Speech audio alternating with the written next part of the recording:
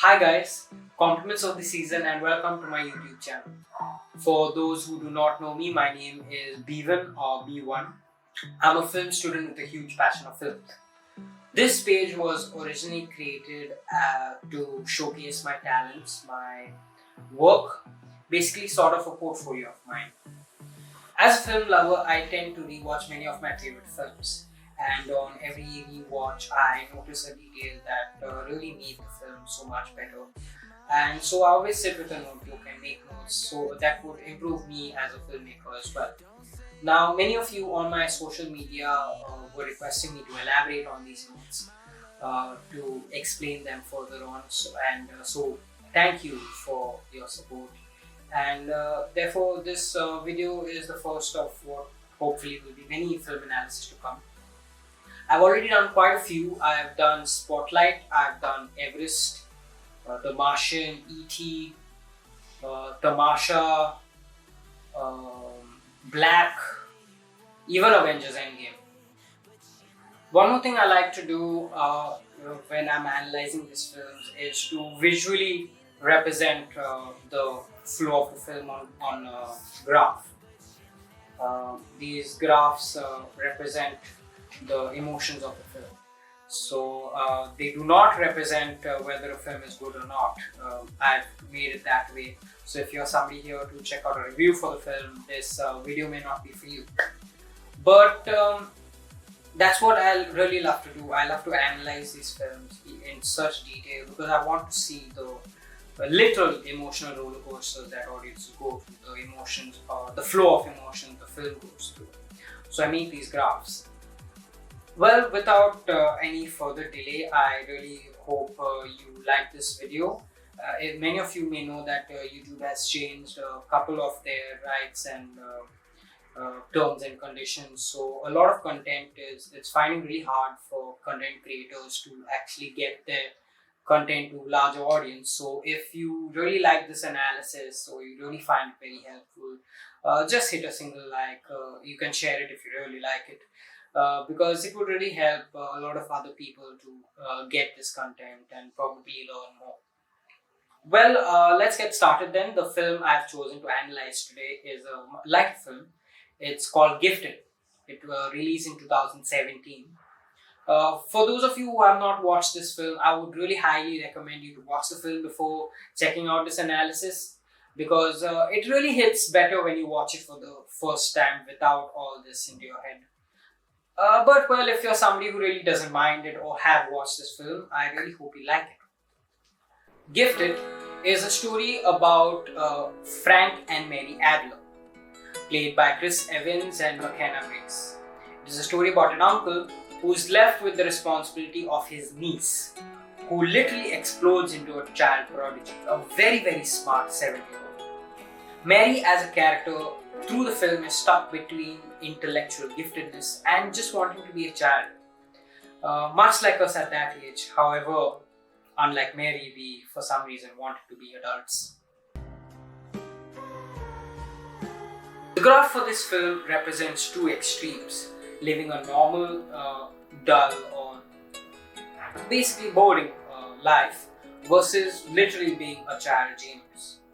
The reason I start this film at below the middle level, is because of the very first scene. We perceive Mary as this small, normal kid. Many people may agree that the first scene is one of the most important scenes in a film, if not the most important. It establishes the story world, it fills in a lot of gaps, it explains the story to us. It literally sets up the story world for the audiences. There are many ways to do so. This film, however, weaves in the details into the dialogue itself. We get to know everything we need to about the two main characters in the first scene. And there are two ways to do that. One way is where characters in the film themselves ask and answer these questions. So the characters are in the audience shoes or the audiences are in the character shoes. Either way. This film, however, takes it in the other approach, where we get to know the characters, their relationships, along with weaving in these details about the story. Come on, I made you special breakfast. You can't cook. You said you made me a special breakfast. Now, some people would say that giving information this way through dialogue is lazy screenplay writing. But honestly, with a film that has so much more to come forward, in my opinion, it's always better to get it done as quickly and wisely as possible. Movies that branch from franchises have it the easier way, where the story world is already set up. All we need to do is establish the changes through the screenplay. Coming back to the film, even though we receive all this information about the story world, we as the audiences are put right in the middle of the problem at hand, which is the school Mary has to attend. So we know what has happened, we know what the task at hand, the changes that the characters have to go through. But if you notice, we do not get the sense of Mary's actual intellect. It builds up to it. We know that there's this typical young, goofy kid we have seen for around 2 minutes into the film. But we know there's something about her that we don't know. The characters acknowledge it, they talk about it, and apparently she's very smart. The next scene is my favorite scene, one of my favorite scenes in this film. We get to know exactly how smart Mary really is. This scene, in my opinion, is one of the best examples on how to break an almost unbelievable news to the audiences. We are put in a very familiar, simpler time where the toughest math question for us is 57 plus 135. Well, what is 57 plus 135? 192. And the actor says it with such boredom. It really comes as a surprise. We see a very typical classroom where the teacher is announcing questions 1 plus 1, 2 plus 2. But Mary just immediately calls on to the bullshit question that she's asking. In my opinion, at this very moment, Mary seemed a little mean, which I think is exactly what audience should have felt. Because a small part of us wants Mary to go far, wants her to get a question wrong, but she doesn't.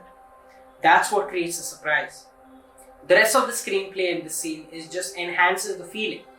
If you notice, the beginning of the scene is complete diegetic sound, meaning we hear only what we should hear in a classroom.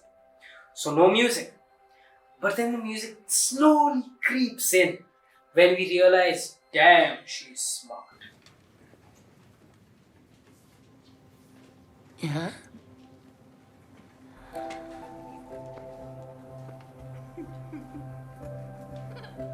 Even the rest of the dialogue given to the extra kids is just reactions that the audience should be feeling, including one kid that literally says, I don't think anyone can actually do that.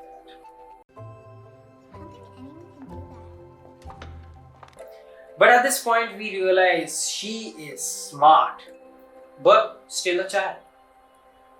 After she gets herself sent from school on the very first day, we get to see how much Mary actually loves being a child. She runs around when told not to run. She tries to bully Frank into taking on boat rides with Fred. Just basically loves being a kid and loves the beach. These moments are what I call Mary's happy moments, because these are the moments where she is at her happiest, when she's playing with Fred, learning and discussing with Frank. We also see how Frank homeschooled her. He didn't just teach her math, he taught her other stuff. We also learn about Mary's mother's passing away. Mary says, Would my mom have wanted me to go to this school? honestly, I love the way the dialogues have been crafted in this film. This is one of the most delicate ways that a film can actually break the news of a death in the story.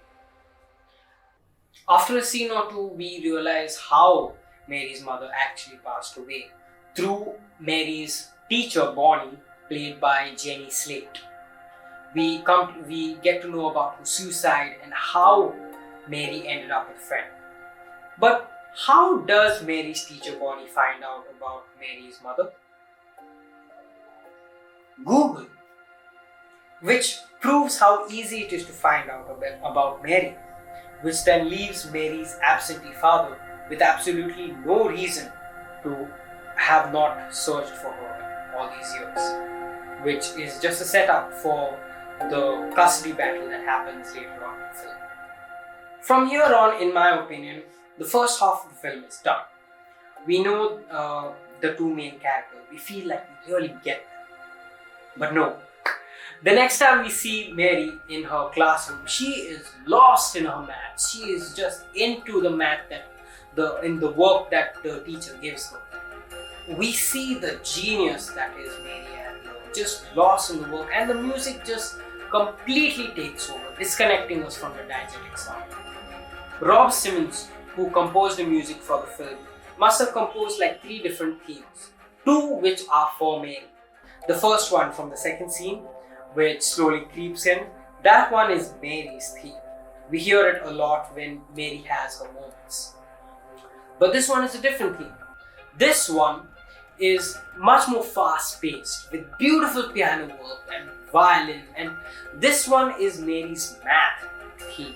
It almost sounds artistic when she's doing her work. We see such a moment even later on, with montages of her working and showing off her skill in front of her elderly professor. That one is definitely my second favorite scene from the film. The rest of the film, that is the second act, is mostly filled with the court cases for the custody of Mary. The cases between Frank and Mary's grandmother, who is the opposite of what Frank stands for. She cares for Mary, but is almost desperate to give her the intellectual support that she needs. And honestly, I love such films that don't have a definite big bad.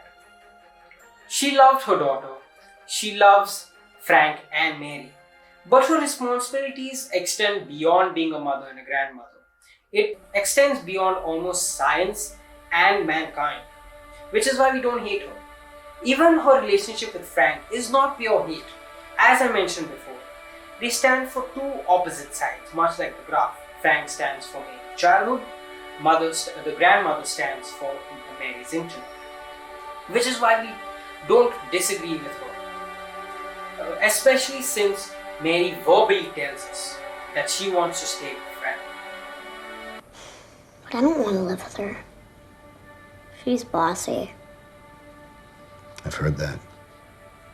Before I get to the last part, I want to again focus upon the attention to the smallest dialogues, like in this scene.